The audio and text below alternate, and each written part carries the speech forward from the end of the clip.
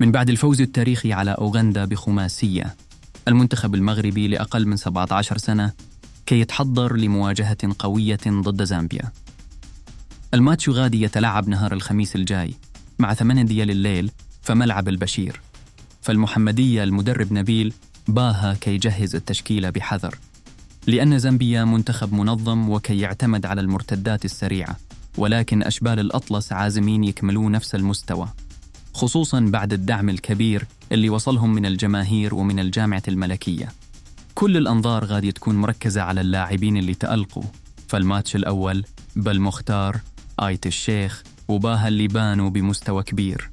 الفوز ضد زامبيا غادي يضمن تأهلنا للدور الثاني، وكي غربنا من الحلم القاري واش غادي نديروها مرة خرة.